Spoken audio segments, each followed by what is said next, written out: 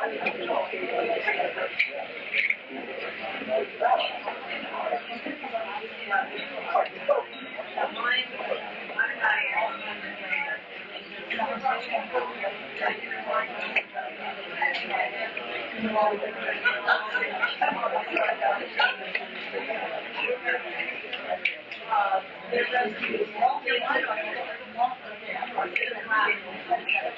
ahead and get started. Thanks everybody for coming tonight. This is our second public meeting on the Doubletree project. I'm going to talk obnoxiously loud. I already recorded it back, so we can have this online in case anyone couldn't attend tonight and hear the information. I'd ask that you do the same when we get to the public comment section. Brian, we can't hear you back here. Okay, I'll talk even louder. It's going to be a struggle for me because I'm kind of quiet, but I'm Jeremy with the town of Paradise Valley. I'm actually the community development director, but about a week ago I was the capital project manager for the town. And so I'm most familiar with the project, so I'm here tonight to do the presentation on Doubletree Ranch Road. This is our second public meeting. We had one back in April.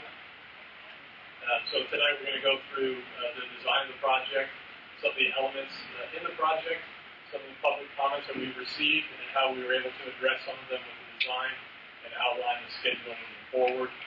There will be a time towards the end of the presentation for public comment. We'll ask that you to speak, that you limit your comments to 3 minutes. There's a lot of people here tonight. We want to give everyone an opportunity to speak.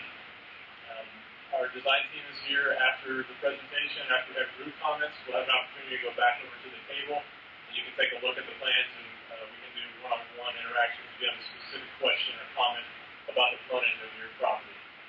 There's some water in the buckets. If you didn't get one, there's some over there. We have some cookies by the entrance. Please sign in so we have your contact information. So as we move forward with the project, we have a way to get a hold of you moving forward. And then finally, the restrooms are right out this door through the back and to the right. So if you need to use the restroom, just go ahead and head out that way. I'll start with the project limits. I think most people, at least in the room that had a chance to go online and look at the material or attend the last meeting, are familiar with the project limits. But essentially, the project limits are Doubletree Ranch Road from the intersection of Doubletree and Inver-Gordon to the town limits at Scottsdale Road. So everything here within the yellow box on the screen. There's a couple things that lead towards the design in terms of the elements that are included in the design of the project, and one of them is the general plan. So this section of road is known as a minor arterial, and our general plan talks about minor arterials and what that road cross-section should look like and what elements should be included in that cross-section. And when I talk about cross-section, I mean if you just cut down the road, you see the curves and the travel lanes and the medians. So cross-section is similar to this graphic here. So our general plan, minor arterial cross-section calls for optimal sidewalks, 6 foot wide, bike lanes in either direction, a travel lane in either direction, and then a landscape median. And so this is evident in Doubletree Ranch Road between Tatum and Inver-Gordon. This is the western part of the road, if you will. And see it has a meander to it, it has landscape medians, it has bike lanes in either direction, it has a sidewalk on the north side. Essentially, this project will take that cross-section and extend it all the way to Scottsdale Road. So here's a picture. I'm sure all of you have driven the road, but this is what it looks like from the street level. All of our minor arterials that have recently been constructed have been done to this cross-section. Mockingbird Lane and the northern alignment between Mockingbird and Mockingbird has the same type of treatment. Here's a street view of that as well. Mockingbird Lane between 52nd and 56th Street has a similar treatment. So we have that as well. And then Stanford Drive was done a couple years ago to a similar treatment as well. So landscape median around that. Is it appropriate to interrupt? Let me do two quick things. First of all, there are two drawings of street sections with minor arterials. You showed the one that the town wants to have. You didn't show the one that is the exact replica of what the street is right now. So you have to go to the next page and see that they have the same road without the median. And what the general plan says either of these two are considered acceptable plans for minor arterials, which you got to mention when you're in a meeting, which is like an exactly what we have. I don't disagree that there are two cross sections. I'm showing the cross section that's shown for the design that we're working towards and the elements that are included in that cross section. The other item I would request that we hold all comments until we get to the public So comment. long as Absolutely have time to have a Good. Absolutely. Speak.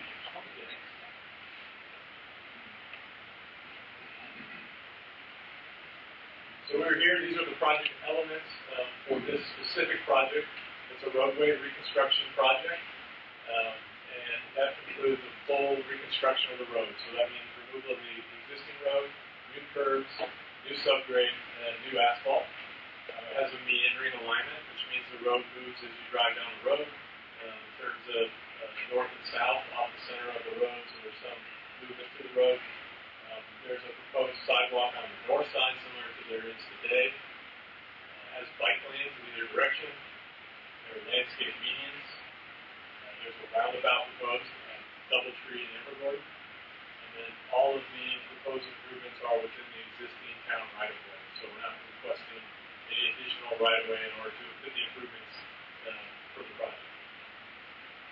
We've heard public comments from our past meeting. We've had emails come in, we've had phone calls come in, some public comments, some of which we were able to incorporate into the design of the project, some of which we aren't able to incorporate. So, for example, with our first public meeting, we had proposed a sidewalk on the south side in a certain stretch. That was a project that was proposed in the town's draft bike and pedestrian plan. And at the time, we heard comments that isn't appropriate in the area, so we were able to remove that from the design. We had a request to add a right-hand turn lane for eastbound Doubletree, Scottsdale Road.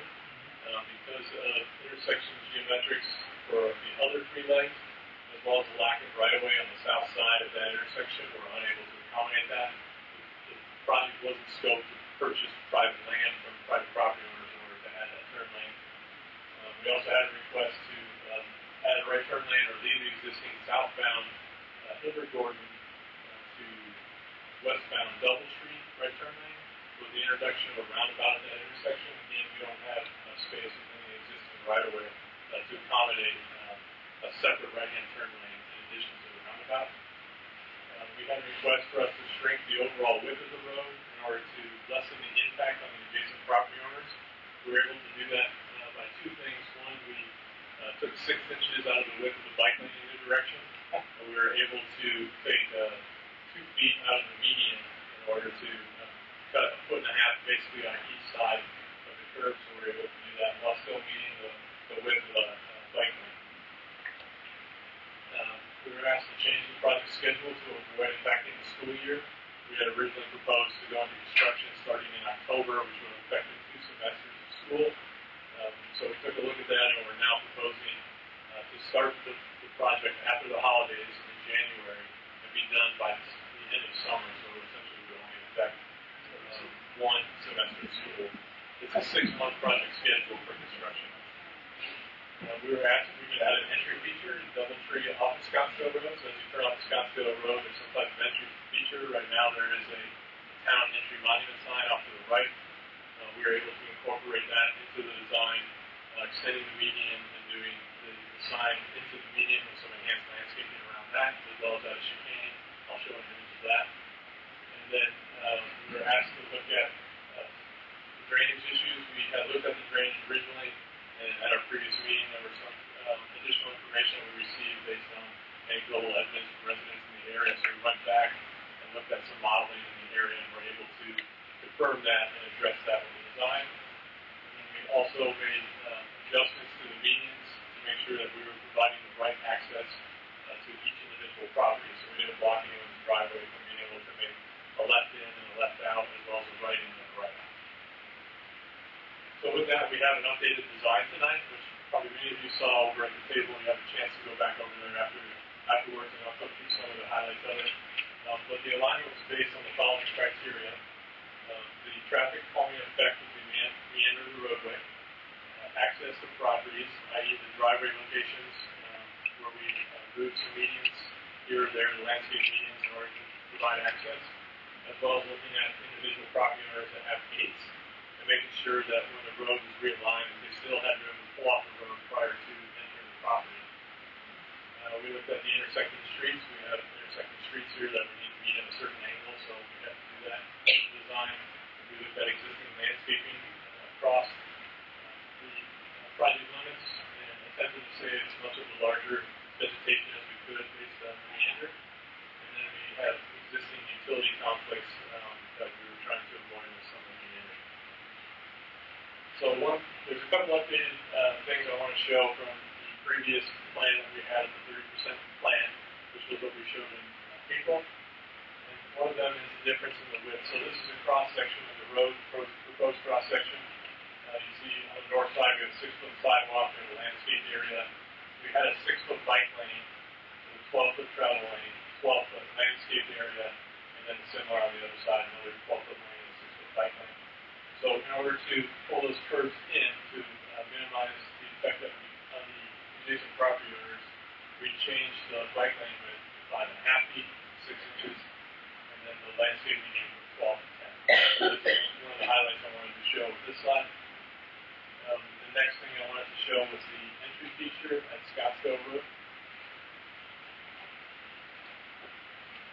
Originally, the median terminated back in this area, and then the rest of the project out here was going to be striped out to the intersection. We carried this sand asphalt treatment as well as the landscape median all the way out as far as we could towards the intersection, and then identified a place here to add an entry monument sign with enhanced landscaping around it, and then we were able to swing the road right off the start. So as you come around the corner, there's a little bit of a chicane that you have to maneuver as you enter Doubletree from Scottsdale Road. Here's a photo of the existing conditions, and then here's a simulated photo of what the end product would be under the proposed plan. This is the intersection of Gordon and Doubletree, what it looks like today, and then this is the proposed plan for the same intersection. So this is the same thing that we have on the board in the back. It's essentially the overall layout of the project, and then we left an aerial in the background so you can come up and look at each individual properties. So after we have a group kind of question and answer comment session, we'll be more than happy to come back and look at individual properties because we want to have questions and want to look at it. Ask quickly, does this suggest that the sidewalk that's on the northern side of Doubletree is now going to curve up to where the crosswalk is, or is it going to end at the corner like it does now? So the sidewalk on the north side will come around, there's a crosswalk here. Okay, on that side. Yeah. On the west side. How does that sidewalk work? Right now it ends. Right. And there's no sidewalk that comes up towards where you have that crosswalk. Yeah, we fill this in so we connect to the crosswalk and we have a crosswalk. Okay, so you're going to add a sidewalk there. Yeah. Then the updated project schedule, as I mentioned, originally we had proposed construction throughout the fall and into the spring. So we're still working on roadway design. We'll be finalizing that after tonight's meeting and then we'll be back up here tonight. Utility relocations will begin towards the end of September throughout the year. They're pretty minor in nature. There is council action that will be required on this project in November. So far, we've been authorized a new design. That's staff's task with this project to date. And then when the design is complete, we'll take the construction contract award to town council for their consideration. And right now, we're targeting November 15th for that town council meeting. And then construction, we would wait to start construction in January of 2019, being done by the end of July. So with that, I'm sure there's a lot of people that have questions or comments. So what I'd ask is that we limit the comments to 3 minutes per person. We are recording in the back, so keep that in mind. And maybe I'll just start and work myself down the road. If you have a comment, feel free to do that. We'll be taking some notes in the back to make sure that we get back to comments. And then we'll be around afterwards to have one-on-one discussion. So if you have individual questions or comments about your property or anything like that, we'd be glad to do that one-on-one. Yes, sir. I guess I have to ask it sort of basically from the knowledge question. Aside from the cosmetics of this design, what other value does this project do for the groups of activities? What improvement does it create in terms of traffic flow or access that would motivate someone to want to invest billions of dollars? So this project is twofold. It is a beautification project. It's an aesthetic project to complete the cross-section of Doubletree all the way through from essentially Tatum all the way to Scottsdale Road. So it's consistent treatment all the way through. And then the second aspect of that is to for traffic calming. That's why we add meander and medians on these types of roads in order to calm traffic. So those are the two overriding goals of the project. We're not eliminating access. We're not blocking off any other streets that are in this road.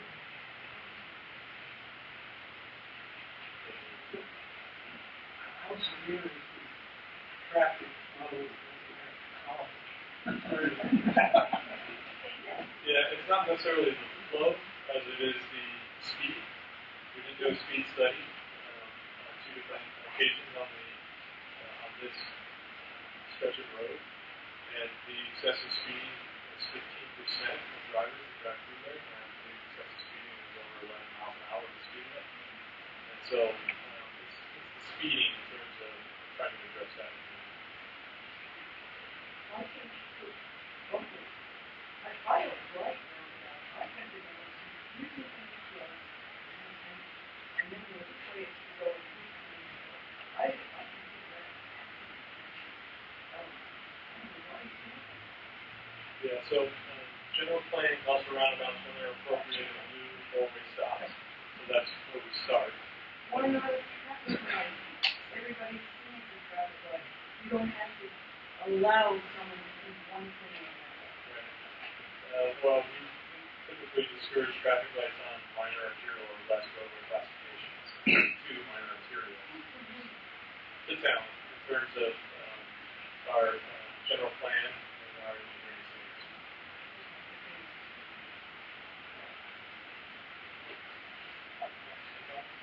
Okay. Well, I wonder when as this gentleman has brought up, why are we doing this? Is this worth $3 million? I don't think so. I could find all kinds of things in the town to spend $3 million on. I live on Doubletree and I buy that every day. And I have no issues with problems. If somebody wants to go over 11 miles, the state allows that. You know, it's not like it's got a problem, we have to slow down and you're going to have an accident. So whoever built it in the first place built it so we should go over 11 miles an hour. So I think it's a great waste of money, and no insult meant. We can work through the town, but you guys get hired, you come in here, you got to find something in a bag of tricks to throw out at all. And this is one of those. You started out by saying you compared that the street on East Street looks similar to the street on West Street. Huge difference. Most of the meanders, I'll say, from Invergordon to the wash is like 2 feet.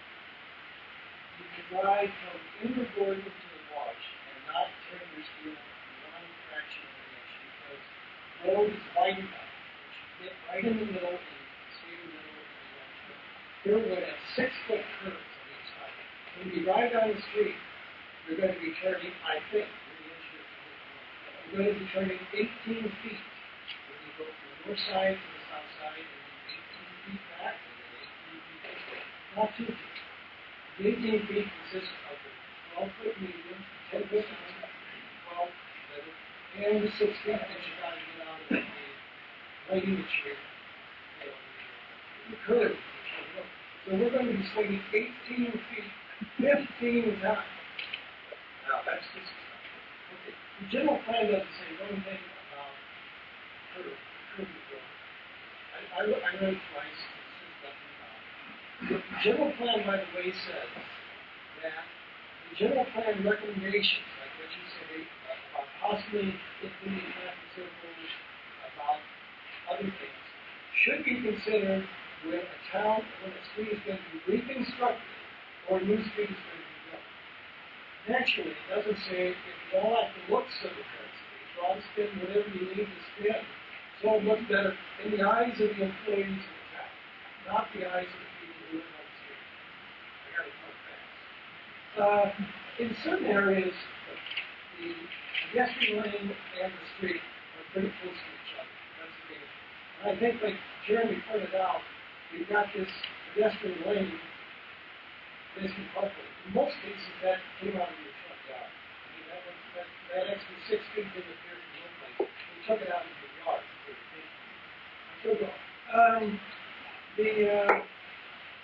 One of the things that this is, I think, very important. The town never considered the impact of the traffic signal on the residents. In my mind, and people can easily disagree with me, I think the number of cars traveling on Doubletree for the peak time is about 700 cars per hour. This is coming from the engineer's report from Timothy Holt. I think, and you sort of have to decide this yourself, I think we're going to see a 30 to 35% increase in the traffic on Doubletree. And I say that for this reason. When you come down Inward Gordon and turn left on Doubletree, the engineer's study says during the peak time, 7:30 to 8:30, it takes you in one case 79 seconds to get to your intersection. We're at 3 minutes. Okay, can somebody give me the... He can take mine, sorry. We're going to go now. In the report, it says that the minimum time to get to an intersection is 9 seconds. That's an 85% decrease in the time it takes to get through there. I think we're going to see a 35% increase in traffic because of the quickness of getting get through.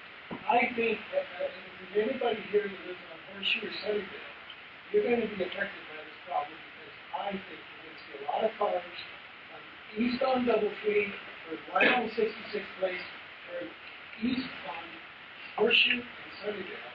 I live east of that. I can get down to Lincoln quicker by going back down 66th Place, Horseshoe, or Sunnyvale. It's a straight route. Yeah, one of the reasons for so much traffic is if you go from Inward Gordon, Scottsville Road, and down to Doubletree, and I've done this 6 or 7 times, it takes you somewhere from 6 to 9 minutes to get through. 9 minutes if you miss 2 lights. If you go this way, you're going to be 3.5 minutes.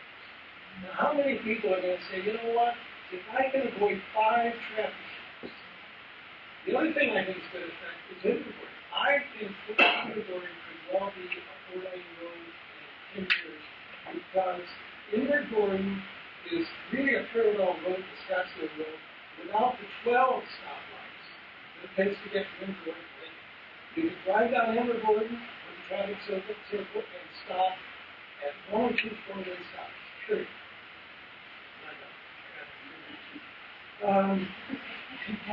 The radar is a way to slow down the speed cars, and I think that's what she said. If they're over the 11 miles an hour, they're not going 25 miles an hour over the speed limit. I'm comfortable with the speed. They may drive 45, but that's okay. But most of the time, there's so much traffic on the street, they can't drive fast. They're just driving 25, 30 miles an hour. Going back to traffic safety. Why didn't the town consider, so anyway, I had asked you about the impact of traffic safety. Jeremy said, after about 4 or 5 questions, he got ready to move on to 2. He said, I don't know, call the engineer and ask him. So I called the county, the engineer, Brian. And I said, Brian, how much more traffic do you think we'll have on Doubletree with the traffic safety? He said, I don't know. I said, well, it seems to me we're going to have a lot more traffic. And he said, well, let me tell you the damage of the traffic signal. The traffic can increase like this is his number, 30 to 40% before you will even notice an additional problem in traffic. Big one. Brett Sixman. You can have two of mine. Big one. There we go. No, I'm saying, I'll need one. I'm saying, we're gonna have so many cars going by there, and we're going to be, just too many cars because you're gonna save so much time. And he was saying the traffic circle is going to be so efficient, it can handle my computation of 50 years, 2,000 cars per hour. Now, how do I get 2,000? I started with their number of 1,400. I increased by 150 cars an hour, and now for the fact you did the traffic study in May versus March. And I think we're going to see another 20 or 30% cars in that route because it's just going back up. The reason I mentioned Sunnysville and Horseshoe is you mentioned they're not going to do the right turn lane at the intersection of Scottsdale Road and Doubletree. What's that mean? That means traffic's going to back up right away. So what are they going to do? 66 Place, Horseshoe, Sunnydale, we can use photo radar. Maybe not answer. What is the benefit to the residents of Doubletree? Maybe one benefit. Just one. So, as I mentioned at the beginning, the project's twofold. It's a beautification project, and it's to deal with traffic. That's correct. So those are the two reasons why we're moving forward with the design. And you feel the residents that exist by our front yards for this project is just constructed to the town. You're not going to beautify the front yards. You're going to chop it up. You're just the front yard. This provides benefits for the pedestrian traffic, nobody else. I think, again, I'm a CPA. I worked 54 years, 50 hours a week. The only people that's going to be benefited is the country traffic, and they're going to love it. The people who live on Doubletree, in my number, I think the residents on Doubletree will see a 15% decline in the value of the house. If you think you can add additional traffic going down the street and not impact the value of the house, you're wrong. Like I say, I honestly think we're going to have a 10 to 20% decline in the value of the house. I mean, if my house, instead of being on Doubletree, was one block north, probably be worth 25% more money than Doubletree. They're going to come down. I think that was the answer. And then we'll come back around. Yeah. Now, this lady's going to give you Real quick, one thing that nobody has thought of, with the 101 is all the way through. I just experienced this last week because I had to go to a medical office. It's all out by the ballpark out on the 101. If anybody's been out there, it's disaster. All that traffic off the 101 is going to turn on Doubletree because it's a through street all the way to Tatum. The only other through street is Shade. So now we're invited, we're saying, here, come to our beautiful street and you can get clear over the street. And you don't want that. Right. Next week. I'm sorry. I was going to say ditto, but because it's exactly, I think we all do, and I know on Doubletree right off the beach is the only time the traffic has any little bit of backup is because of school. It's simple. You just know you time yourself. It's 8 o'clock or 3 o'clock. Otherwise, there's no big congestion. There's no, it's hard to live in four-way stop. I think that's a very safe four-way stop. I also think that the road is really beautiful. When we beautified Doubletree 15, 16, some years ago, and again 8 years ago, it's perfectly fine the way it is. People drive down. It used to be called the alley. I don't know if you remember, probably before you were born. But it was the alley of TV, I think is what they called it, and that's why they wanted to redo that, like project around Congress. So it's really a beautiful, flowing traffic street. It flows by people. For those two, I think, kind of familiar with the whole plan. The other thing I'm really concerned about is that at Carlton and all those homes that we're planning to build there, the only way back up to Shea is through the Gordon. And I think that maybe that's behind some of this way, let's make it more convenient for outsiders, yes, service trucks, the underlying road is gonna come out bigger burden. I think we're gonna get flooded with a lot more heavy equipment vehicles. And I do think that we're going to appease a lot of Phoenix City stuff. So we're not appeasing people, their residents. We're not, no one's thinking of what do people on Doubletree in the surrounding neighborhoods off the streets off Doubletree want. It's what is better for cut through traffic. Let's invite everybody for a town and let's look. I came up with trendy and cool look. And I think that's what it's about. And if we got that much money last time, why not save it for when there really is a problem? Why do we have to spend it where it isn't really needed? Yep, 100%. Did you ever do a study about speed on the western part of Doubletree? Not since we started the design on this. I haven't looked at it. Because it seems like we have, I drive that, run up and down Doubletree all the time. I don't notice any difference in speed between the western side and our side. And it does bother me and how fast I go either way, and I didn't know how to notice that. So, to me, a couple goals. One, we have to reduce traffic, not increase it. And also, have the speed, people not speed very often.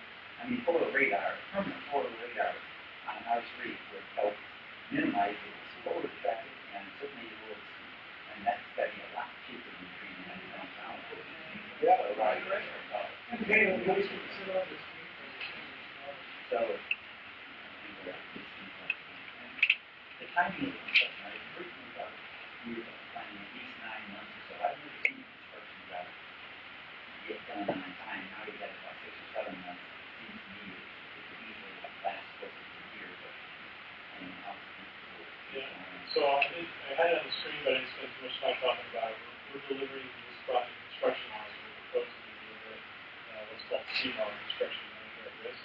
So the contractor that will be doing this project is already on board. We're actually going to work with them. So they're very familiar with plans. They're familiar with the phase, and they're confident that 7 months is enough time. Okay. Has the contract already been issued? Not for construction. Is this a physical meeting? And you can say, you hear it from the level of complaining. Is that what it is?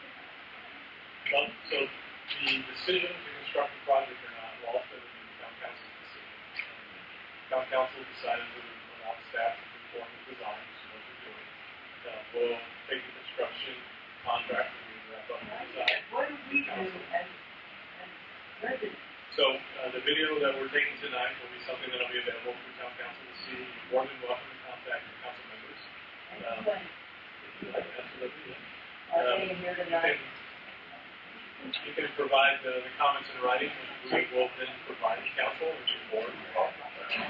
So, Are we gonna keep going in order, or what are you gonna do? yeah, keep going, go ahead. My turn. When will the new council members be installed? They're elected now and they're seated in January. So this meeting in November is not the new council members. The existing council member. Okay. Couple of questions there. Yeah. So, does the bike path, or do the bike paths still meet the standard of whatever the minimum is? Okay. And have you actually found that roundabouts in those areas where you put them, have you done a follow-up study to see if they really did impact and what impact they had versus proposed? The town has it within the town limits, but we have our engineers looked at outside studies that have done that. Before and after? And the benefit you're saying is what? It really slows traffic, or the calming is the meandering of the road? The calming is meandering the road, but it also is a roundabout. When you approach the roundabout, you have to maneuver a vehicle around landscaping, other vehicles, And in a four-way, you have to stop the vehicle. So that's pretty calming. Okay, so I don't mean that I'm building that as my own way. And what part of the street are you going to start for the real estate market here in Paradise Valley? January through May is a huge part of the market. Where are you starting? Which end of the street are you starting on? up at once, or what's? No, so the phasing would be the north side of the road or the south side of the road first, one or the other. We're still working through those details. And then working from Scottsdale Road towards Intergordon and back, and then constructing the roundabout when the school is out. Okay, is it possible to actually do the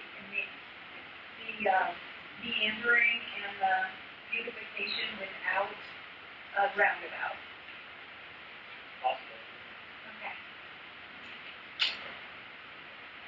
Sure.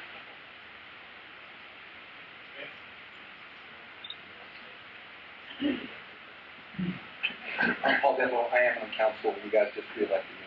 I did not vote for the funding of this study, but I would suggest, well, it's in the CIP, which means it's in the capital improvement.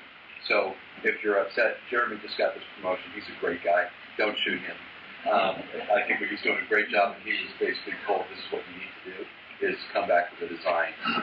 If you're unhappy with the design, he's just doing his job. So just, if you have a way to improve the design, I would suggest you tell him, hey, I don't like this. If you don't like the design, say that as well. But the people that you really want to talk to are the council members that are going to either vote for this or not. And I think, me personally, I try to make you guys happy. So, that's the only reason I'm on there. And if you all are unhappy, or if you have some are happy and some aren't, speak to your council members and come to the meeting on November 15th, if that's when it is. And Mark Stanton is probably the most affable guy in the room. And, he had voted for this, but that's to look at it. But I think that he pretty much listens to everybody the way I do. So I did it in 1 minute. No, the original vote was just to fund the CIP. What was the distribution between the A and the A? I think 5-2. 4.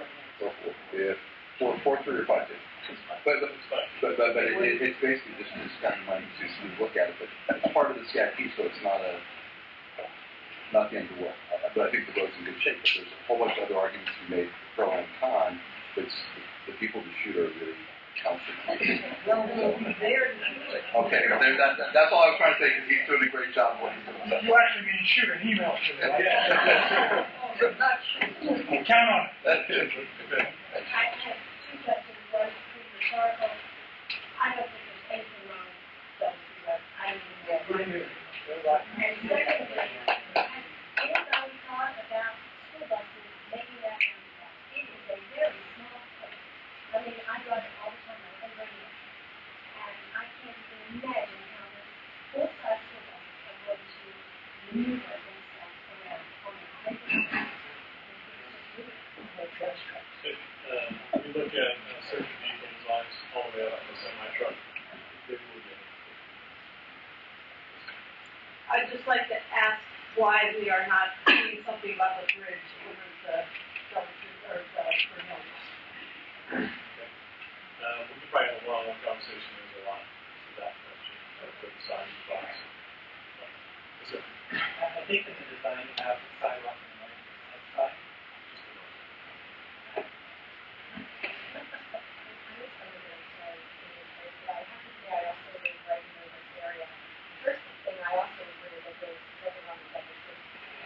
Whatever designed that area, my children were going to school at the time, and I think that they just dangerous. They took away the children biking, I mean, they pushed them in this small little area where it's dangerous. I don't know whether they took this huge area of trees and they don't have to spend fighting has to be made to maintain that and to water them, and so that the schools will have to take care of them. It's just a place that we need for our concern. It's very unfortunate that the money, there must be other needs in this community versus fixing Doubletree. And if you are determined to fix it, I'd like to know if they ever send a study out, I never got it, of people who actually live in this community who want something done to Doubletree, or do something just randomly decide that they're going to do that. Because I think the maneuvering of the street, not to make it straight, would put more danger to bikers that bike there a lot.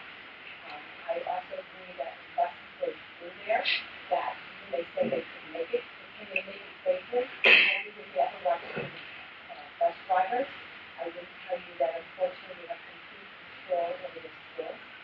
And I just think that, and then of course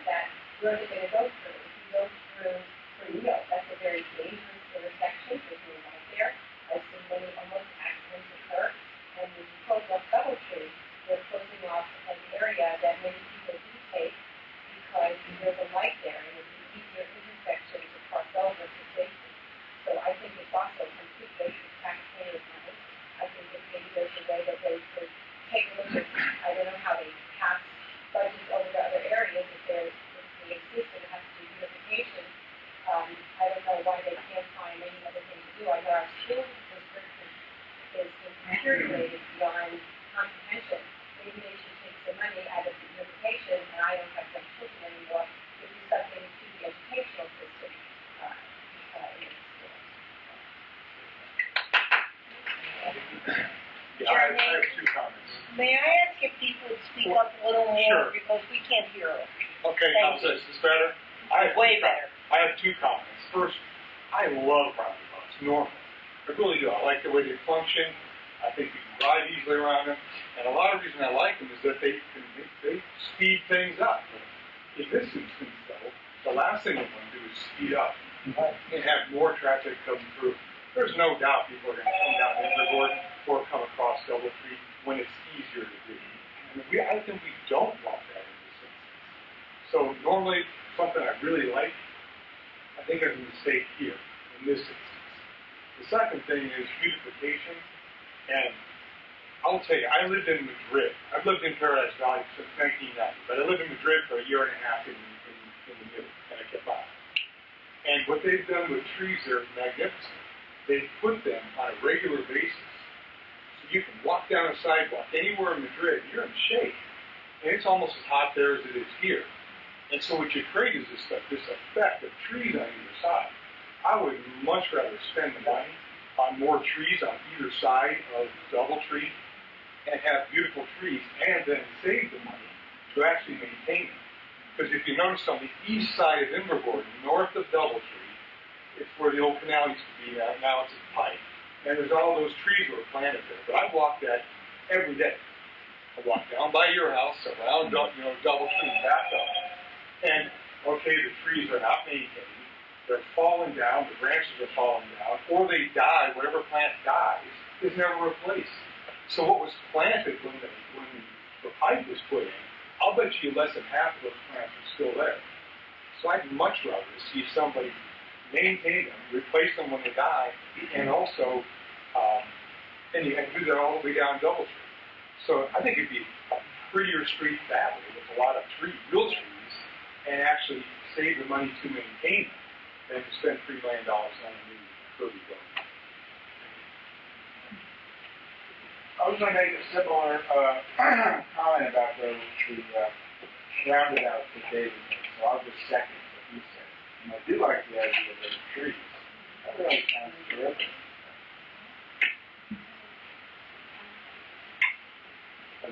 Two comments, kind of one to their point. First is, what is the current expected life or life expectancy of Doubletree as it sits now?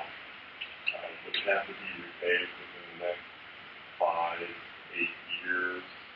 But basically you got an asset that in its current condition will live on for however long. 7 years. Yeah, I mean, the pavement's 2010, so it's 8 years old.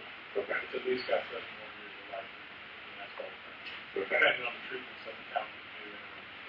And then, At least. and then my other comment, kind of to their point, is has the town ever looked at the burn rate or the cost of maintaining meandering roads with plants and more curbing and that type of infrastructure versus what the Doubletree as it sits now costs? Yeah, whenever we propose a capital project, we also include annual maintenance costs. Okay. Couple questions. What is the actual budget these days? Change. Yeah, so the budget hasn't changed. The CIP total budget for construction and design is $2.3 million. Okay. You and I have talked, and I've got some serious concerns about various aspects of this project. I'm concerned that it's going to create some problems in North 34 with the roundabout and lack of a right-hand turn heading Doubletree, I'm concerned about the lack of a right-hand turn lane on the eastbound Doubletree and Scottsville Road, so on.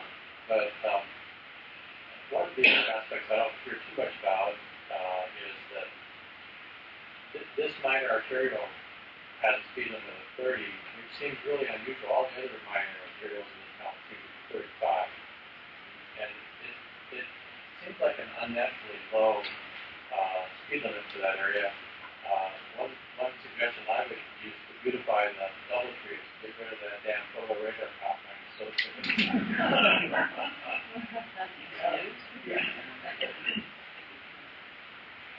And raise the speed limit to 35. You know, with the tree planting, it just seems like 10 feet is so big. As far as plant. I mean, there's plenty of places that it's not that wide when you drive around. Well, the medium. Yeah, the medium. What drives that, at least with this design, is we're also utilizing the area between medians for vehicles to be able to turn in before they make a left turn and cross traffic. So there is a minimum width in terms of accommodate that vehicle that we have to.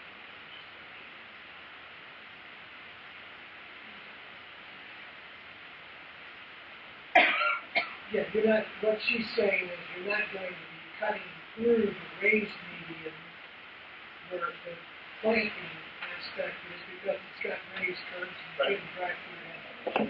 All you've done is match it to be the width on the otherwise unraised. Correct. Right? That's true. Still too much. So, I mean, we're on record that more than many people in this room, the Open River Project was worthwhile and should be done well. I'm not saying that there aren't effective ways to address certain concerns I have. I am concerned about the speed limit. I think that you give people an inch, they'll take a mile. So going to 35 just encourages 45, encourages 50. Perhaps photo radar, permanent photo radar of some sort is a much better option than a meandering street. But you, to pick up on another point, you said you addressed drainage. Specifically how? What do we do about Lake Doubletree? Which is, frankly, a considerable hazard.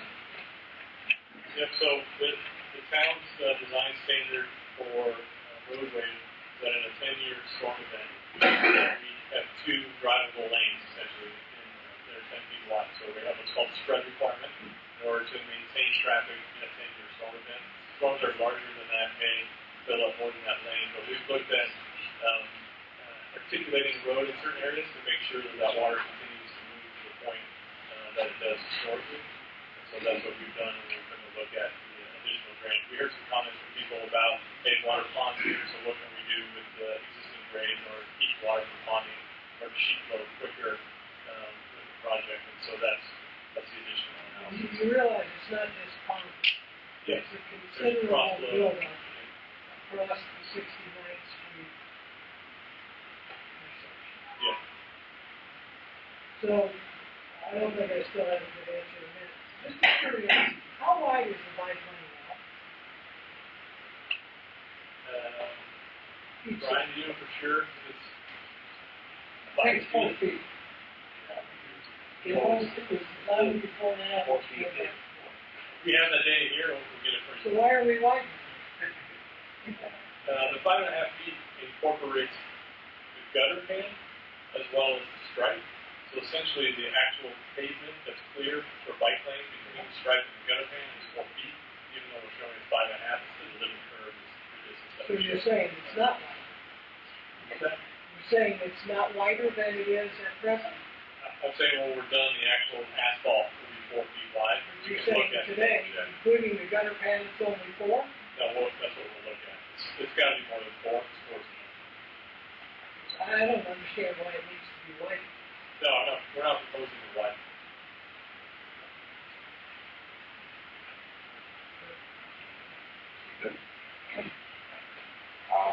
Couple comments. One, I think Doubletree is just fine the way it is. And I agree with the comment that was made on this way that putting it around now, I view as a negative. I mean, why do we want to facilitate traffic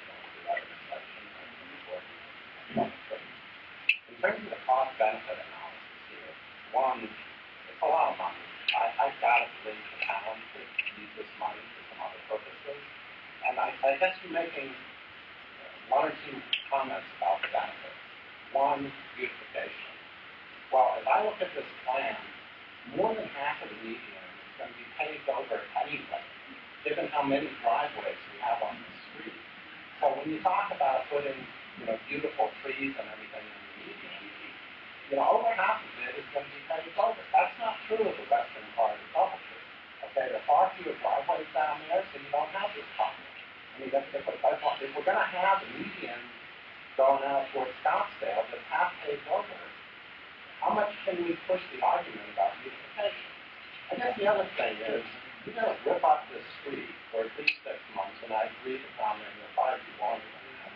What is the cost estimate associated with having that street be ripped up? I mean, are there going to be significant periods of time when that street's going to be largely, what's going to be the impact on the residents trying to drive back and forth on that street? How have you quantified the cost of that? Okay, I mean, our time is worth something, and if this street's ripped up, what is the plan to facilitate the traffic that normally goes down that street if you're ripping up the whole street? During construction, the street will be open the entire time. You always have access to your property. It's phased construction in 3 phases. It's north, south, we come back to those meetings. We've done it on Mockingbird, we've done it on Stanford Drive. So we maintain access during the project. It's not like maintain access, but is it going to impact, how easy it is to get down the street? Construction always impacts access at some point. Yeah, so have you quantified what the potential cost of that is to the resident? I would think that'd be a relatively easy thing to do, and I bet anything it's more than the 3.2 million.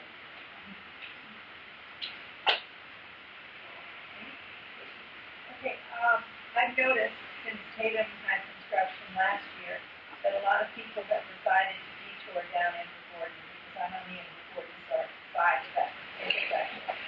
And in the morning we do have backed up traffic there because we have so much more traffic than we ever had before. So I think having the roundabout is going to encourage people to use into Gordon and the highway. I know I use the roundabout at Mockingbird to get down to Tatum. It's faster than going down Doubletree and making a left. So I assume other people are going to do the same thing. The other point I'd like to make is that we don't maintain our landscaping particularly well. When you walk down into Gordon, there are trees along the east side of the street that have had broken limbs that stick out in your eyes. There are thorny trees that are too low for me, and I'm 5'3". So if somebody's taller, they're going to have more problems. The pavement is uneven. What? Every day. Okay. The pavement is uneven. After a couple of years, somebody came in and actually sawed off part of the uneven, unlevel concrete blocks that are there. We don't maintain our landscaping very well.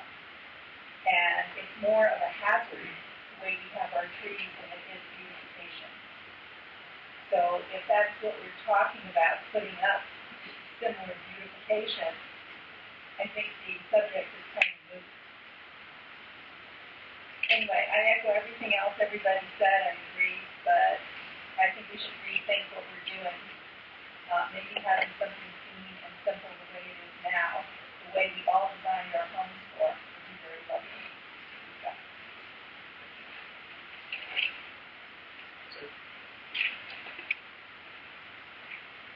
Yes, sir.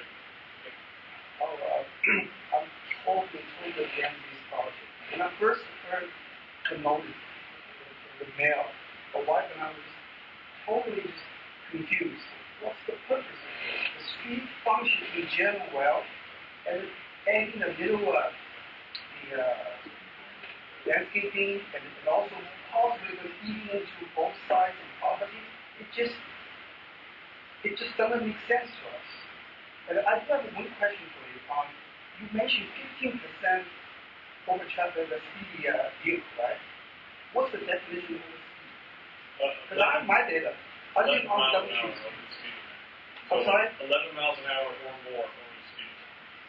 So that means 41 considered over speed limit. But I will get ticketed if I was 36. That excessive speed is pretty minus. So we 50% of the vehicles were excessive speeders based on the study. So that kind of definition is misleading. Okay, you need to talk about the 11 miles. My data, let me tell you what I found. I live on at the south side of the river, which is between the Garden and the Scottsdale. And during rush hour, morning and around after 5, there's a lot of cars, sometimes 10 cars in the road. It's okay, most of the case. However, after 6, it's crazy. My dog was hit once.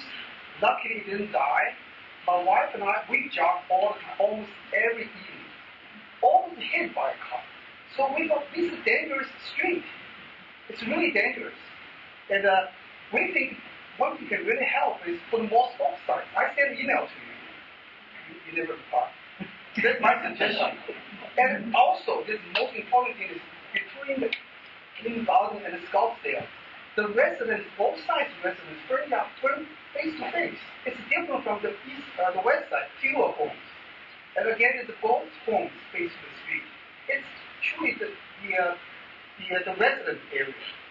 My opinion, 30 miles is even too high. Should be 25. That's what's in my email. Small stop sign, possible speed bumps. That's what helps reduce the vehicles. That's the thing you should do. But again, in general, this function, the street, I think it's functioning well. And I will adding the roundabout. Well, that will help. My concern is safety. Because I live on a street, I jog all the time. I have to cross the street. There's no way to get to the other side of the street or walk. I'm on the south side. So I just watch back and forth. And it's so dangerous after dark. So I have that concern. I hope there's anything to ease that situation. Regarding the roundabout, I think the roundabout is kind of a disastrous idea. That 4-way stop, especially in the mornings, people are trying to get to school and work. People do not pay attention. They can barely pay attention to come to a stop and look around to see whose turn it is to go, let alone look who's coming around the roundabout. They're just going to go. They just don't pay attention. And again, who does the roundabout benefit? It's not the people that live here. It's the people that want to cut through here and get somewhere else faster. Who complains? Were residents complaining about the stop sign, or what prompted the roundabout stop? The roundabout's prompted by a general plan that talks about public houses consider roundabouts on minor intersections. Okay. So what other minor arterials that are as busy as Doubletree or busier actually have a roundabout? Nobody. Yeah, I don't know that. I don't think really less traffic. Yeah, I can't think of any, and I could be wrong, I don't think of any roundabout in Paradise Valley. 40th Street's probably the closest thing. I don't think that's as busy as them. It might not be. Do they have bike paths also going around the roundabout? No, the bike lanes don't continue through the roundabout. There's an area for cyclists to leave the bike lane and get on the sidewalk if they like, and follow the sidewalk through for the cyclists. Yeah, you're going to do that. Yeah. We consider two types of cyclists. The cyclist that's riding, and they're going to stay in the lane. And then there might be a family that's riding along and they don't want to enter the roundabout on their bikes, so they're the ones that would typically jump off and go on the sidewalk. I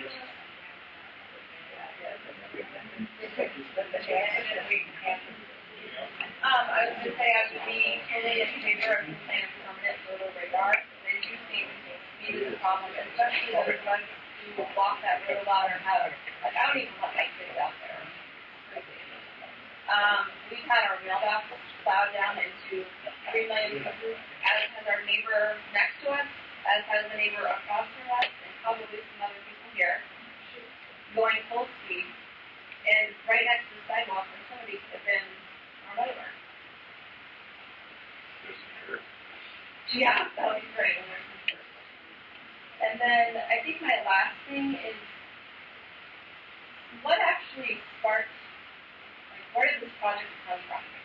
Like, was it people complaining that there's too much traffic? Was it just the town saying, this road is like the next busiest road that's due for beautification? Where did it originate? So I can't speak too much of that because it was in the CIP when I started here in 2012, and it was already in the CIP, so I don't know how it got identified. Okay. So, I mean, I could probably talk to some employees and maybe what kind of plan too. I don't know if Councilmember Denbo has anything. The CIP has enough projects that we could literally construct more money than what we have. So how we get to prioritize is different, and that is something that at the council level got prioritized to be designed for this one. So is there anybody here who is so annoyed by the 4-week stop sign that they would rather have a roundabout? No. And these are the people that I literally drive down Doubletree, 2 kids in 2 different schools at least 8 times a day.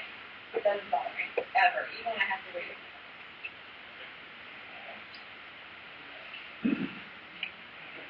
So, to go on what Erin was saying, we live on Doubletree, and we don't have another option when we want to walk our dog, when we want to go for a walk, when we want to take a bike ride. I'm on the south side. I have to figure out a safe way to cross the street with my family, get over to the sidewalk, and then cross my fingers that someone doesn't hit me. Because as she had said, mailboxes have been taken out. And we're not talking like, oh, a little bump. My cement cinder block mailbox has been blown up into pieces by a driver at 9 o'clock in the morning. It wasn't a brand new time. It was 9 o'clock, middle of the day. What was going on? People are not paying attention. And giving them a median in the middle of the street isn't going to slow them down. What's going to speed them up is not having to stop. There's going to be more people that drive by. There's going to be faster cars that know that they don't have a reason to stop. That makes families like myself worried because now I bring my family into this intersection, if you have a roundabout there, with no one having to make a mandatory stop. They're just going to continue going. And I'm not waiting at the corner. Now I'm going to be pushed back however many feet from the intersection to hope that I can cross there, that someone sees me, that I can get into the middle with my burly and my bike and my dog and the family and wait there before I can cross to the other side for the same thing that's happening. I teach at the school. I take my kids to school that way. That's how we get to school when it's cool enough. I don't need to drive my car. I work a mile away from my house. I know all of the families that try and do the same thing. They're on scooters. They're on bicycles. They're scared. They don't want to get to school that way. Cherokee has 800 kids that go there. Those families live in our neighborhood.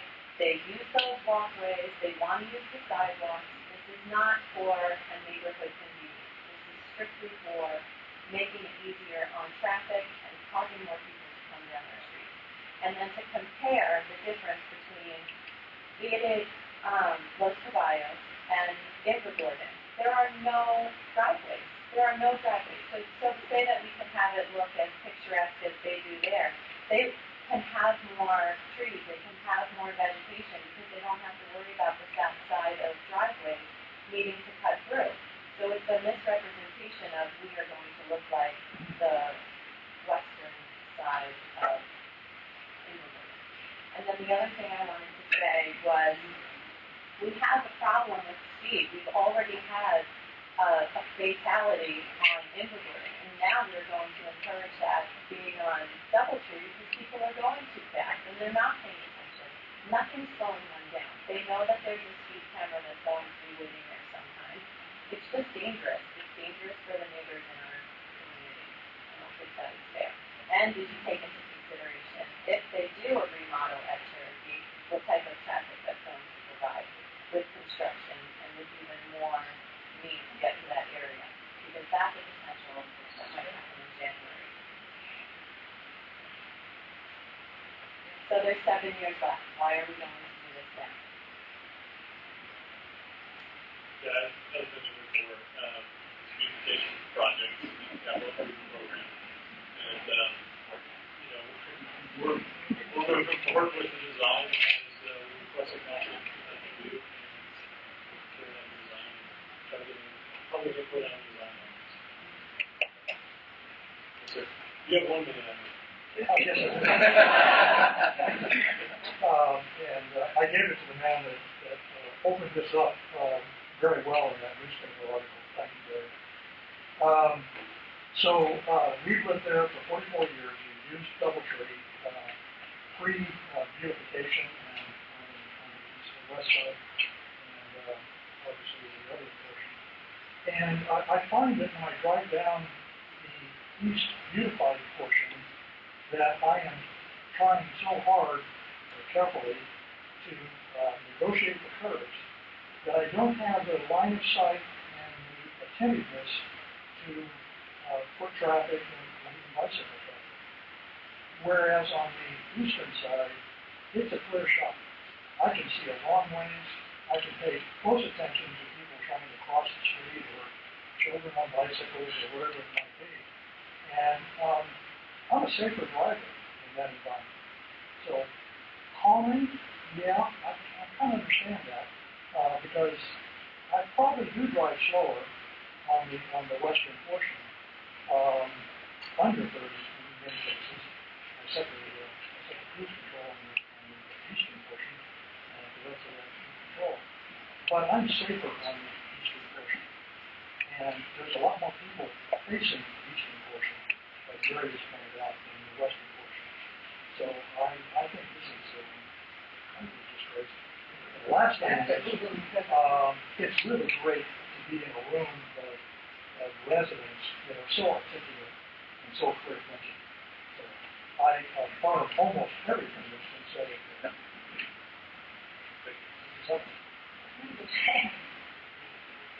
I'd like to know where the photo radar is going to be if we should come back.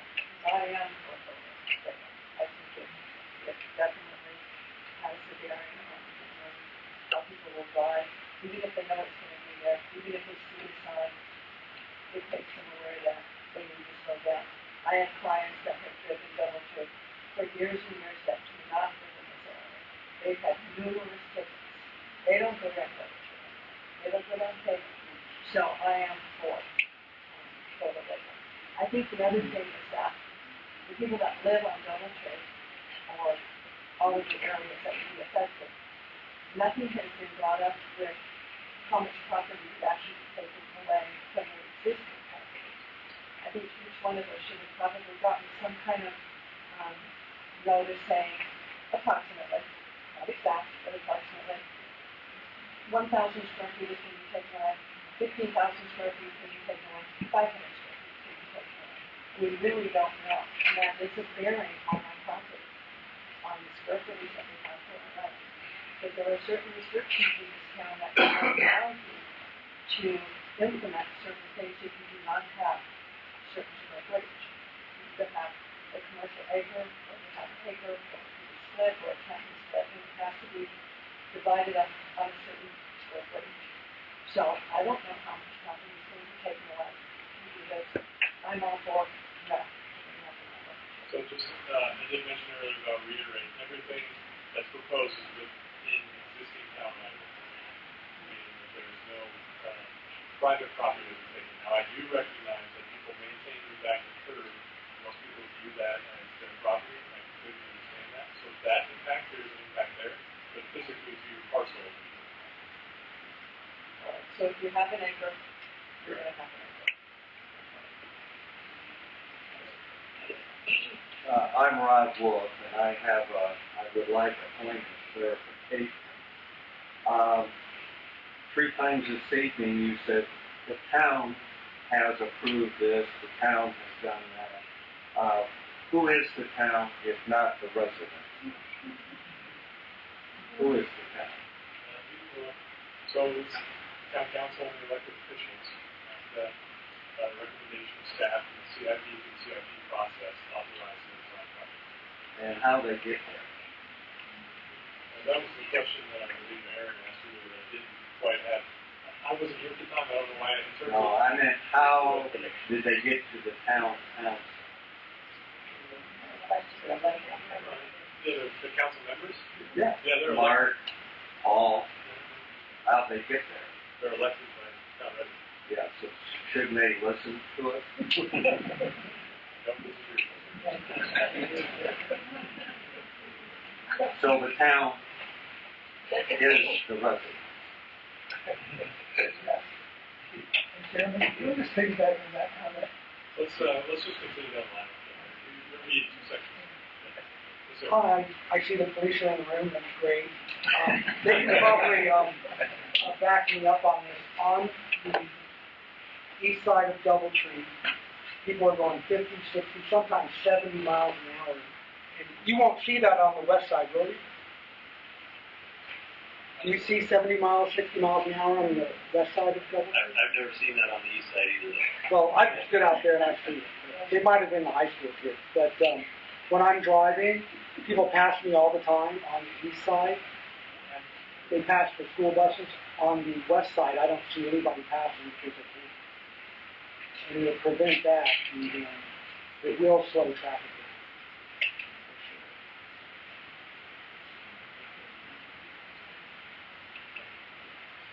I think there's no comparison between the east section of Doubletree versus the west section because of the driveways facing the road. And if you put in the median and plantation, my line of vision by exiting my driveway in the morning would be hampered quite a bit. I would be more worried about that. Even now I'm happier driving the east side because I can see things clearly, as somebody mentioned. Whereas the west side, I'm afraid of hitting bikers. I have to be very careful with the meandering and the biking. So that's, I think it's not going to be any beautiful than it is now. And I don't think it will calm the traffic either.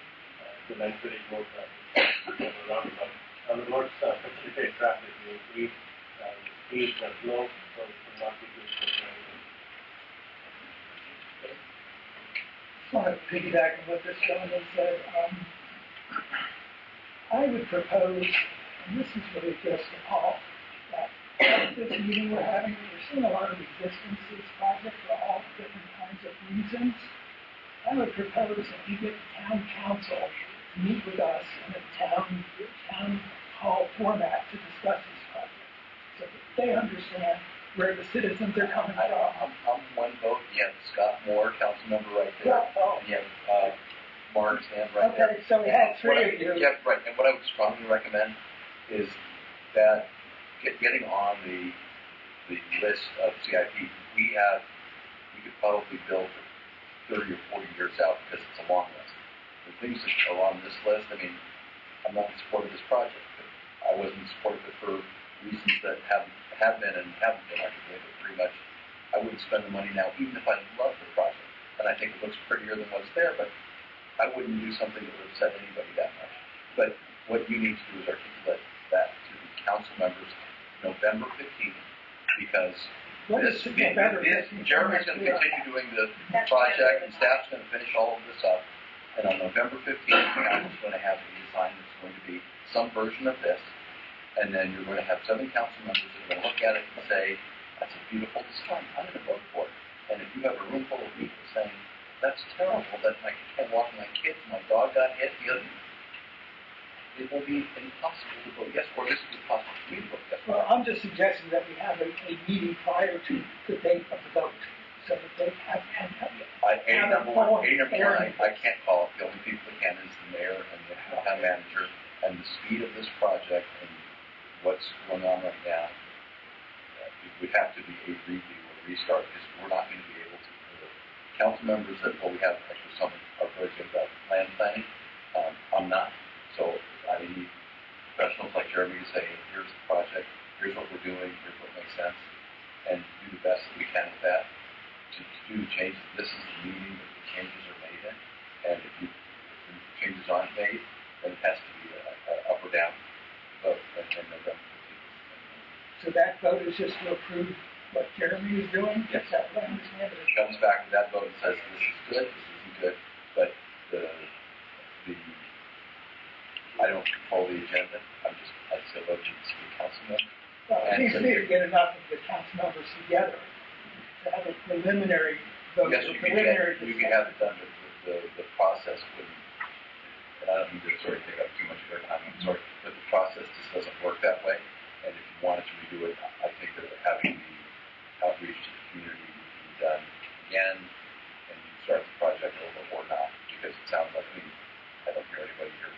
project. And That's my point. I get it, so then show up on November 15th if that's how you feel. Would it help to individually contact each council member by email or phone call? So if each of us will contact each of the council members, that would probably have a big Jeremy impact. will take suggested things that make sense and put them into this plan. Council members are the ones that will be either an up or down. I want So prior to November 15th, if we contact our council members, we can probably have an impact. I think that's exactly what this is. It's a false point. When Scott's here, and we're paying attention, we're looking. It's not just your opinions, it's the town's. There's other folks and individuals that have different perspectives than you, or maybe they agree with you.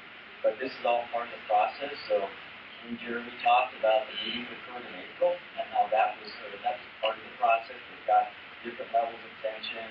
We've gotten to this point. I have to tell you, I know we're not quite done, but I just want to say thanks, Jeremy. He's hanging tough on this because he's doing what he was asked to do by the council, which is all part of what Paul described as the CIP list. And so this is in that process, Larry, that we're talking about, is how we go forward with this. How old is the CIP program been in place? How long has it been around? Yeah. A long time. So, All the people who put this together, long gone. right. So, but the point is, Larry, I think I just need to add in that council is engaged. They're listening. They're looking. Many that aren't here tonight are going to be looking at the tape. They're going to be looking and talking to staff about comments. So it's not as if they're working in a vacuum, and they're looking at what the different aspects are. As I say, it's not everybody in this room that has the same opinion, and there's outside opinions that aren't here. But I think this is all part of the process. So I'm glad. We live down the street, we cross the street. The other town, is not that much different. We've got about 4 or 5 that haven't had a chance to speak yet, so let's finish up this discussion. Okay. I'm here to support, I'm fine with Doubletree, love it. Not fine with the roundabout. But also what's important is precedence. We've got to be, I'm here to support my fellow residents, but it's very critical for council members to listen and also be aware whatever is done always sets a precedent. That's my comment. Thank you. So, I live in this property for a long time, and my property is impacted by various CIP projects, and I have to do this a lot of times, and so it's nothing really new, and Jeremy's doing a great job taking all the hits, but what I'm trying to get at is, I agree with everyone here. What you're saying, I'm not impacted by the roundabout, but I fully understand where you're coming from, and I normally do like roundabout, but actually I don't like it where it's going to increase the traffic and cause more concern. And I know exactly what it is to drive down that area, and a lot of people don't pay attention to the stoplight, the stop sign. So, now you're giving them green light to go, and, just slow down, take a little bit. I think that's going to cause more problems in the residential area. My other concern is, and I think Jeremy hit this a little bit, is the money spent on this project. I would like to see it work on drainage on Doubletree, because I'm on the lot in which there is full of water, and if you ever drive in that area after the rain the next day, you will hit that full of water. So I don't know, part of the beautification that was done before, somehow that didn't manage the drainage in that area. I talked to some of the people back here, they're saying, well, we do beautification, we'll drain it back to the low point where it was, and so on and so forth. Well, it's been like that for years. So I'd rather see some of that, because I have sewage in that area. I see it also in other areas in Doubletree. So I would like that to be addressed first rather than this particular project. The other thing is about the bicyclists. I'm an avid bicyclist, but I also read up on the rules on how to ride bikes. People on the Doubletree heading east don't really follow the bicyclist rules, okay? Because bicyclists lane and the bike lane. So they kind of take that advantage and said, oh, we're a group of bicyclists, we're going to spread it all out. Right now, when I go down on the west side of Doubletree, I can't avoid them. I'm just going to have to sit there and just slow it all the way through. Right now on the east side, I can kind of nudge them a little bit, because the bicyclists do not go into the bicycle lane. They stay outside. And like technically, the law says they can't, because they can't take a carpool lane. I mean, a car lane. That's exactly how it is. So, to me, by putting this median, now I'm going to have all the way that I can't maneuver around them, unless, someone has said, well, you only do 15% of the thing. I can probably skirt around them. But is that creating more concern for me? Yes, a little bit. So. I have a loud voice, so I think everyone can hear me. I have a whole list, but I will write to my lovable council people about it. But there were just 3 things that I wanted to support specifically that we talk about. First of all, having photo radar on Doubletree has made me a far better driver. If this was Alcoholics Anonymous, I would be a 5-year chip. No speeding ticket. I used to get one regularly because mindlessly I would be going way too fast. So there you go, and I think that is one of the reasons there are people that will avoid Paradise Valley because they know that we have photo radar. So I'm all for that, even though the 30 miles an hour makes me nuts. But I am a better driver because of it, and I pay better attention. The roundabout from the get-go to me sounded like the worst idea in town. I've seen roundabouts even in other countries where there are custom roundabouts, and it's like bumper cars. I mean, people don't know, nobody knows who to let go around. As this lady was saying, when you have children and bicycles and all of these things, I think it is always going to compound the danger factor for pedestrians because people are focusing on the roundabout rather than focusing who else might be crossing the street or whatever. And I guess the only other thing that I have a question, and maybe it's for one of our council people here, why are we having the council vote on this in November when the new council is seated January 1? Why is this trying to fast track it so it can get, hit the ground running with this? Or it just seems to me that to do something in the middle of November, or when the new council is going to be seated 6 weeks later, it doesn't make a whole lot of sense. Say what? Go ahead. Politics on that one real quick. I don't think that hard. So I'm curious, maybe you can tell me, with $3 million, we live on Stallion, and when we get our 10-year rains, when we get our 100-year rains 4 times a summer, and the watershed, the Cheney watershed, rains down on everyone, that whole area, goes up and down Mockingbird Road. Then the town has to spend the money to clean it up, which this summer they were waylaid.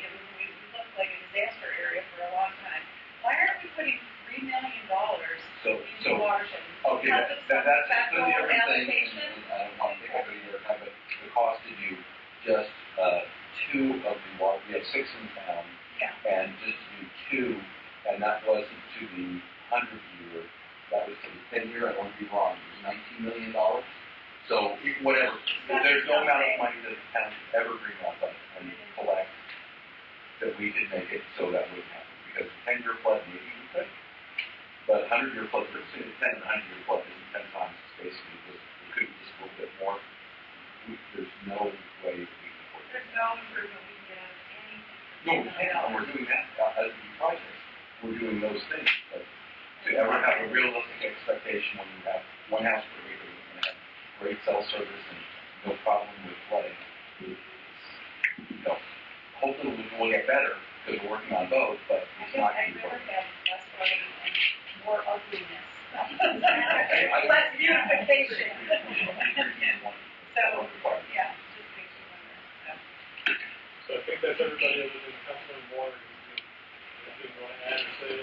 I think I could ask one quick question. Sorry. Okay. It's great that this is being recorded. I'd like to really think that all council members can spend an hour and a half listening to all this. I'm kind of wondering whether we can make it a lot more efficient for them to get the gist of what sort of people discussed in this meeting.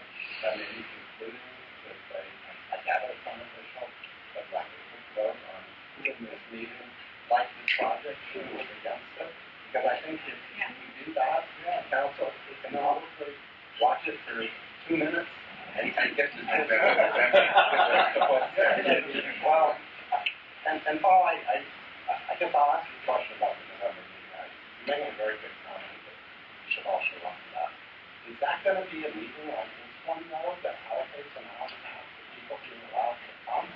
Everybody gets 3 minutes to comment, so everybody come up and say the same thing. And so the answer is everybody gets 3 minutes. The answer is there. Okay. And it's a lot harder to vote yes when you've got 50 people around you saying no. Well, Right there. So, well, depends who you are. But In theory, if you're working for the people,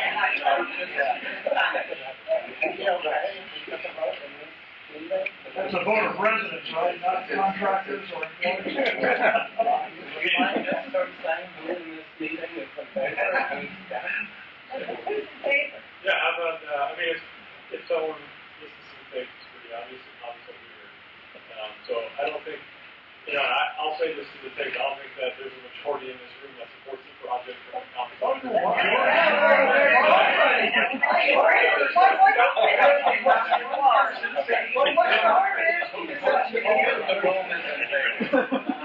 So we have one in favor. There are people. Okay. It's not like the whole one, Yeah, I'm going to. Remember, people come out don't like projects. People don't come out and speak when they like it. So the people that like it, that's There's one more gentleman that came back in the room. I want to give him the opportunity to speak too. Which one of the positions would like to ask? Okay. I just have one question for our council members who are here, Paul Pagan. Is there a way to postpone addressing this for a vote until the new council is seated 6 weeks after November 15th? The mayor and the interim town manager are the only two people that can put something on an agenda before that meeting, if my math is correct.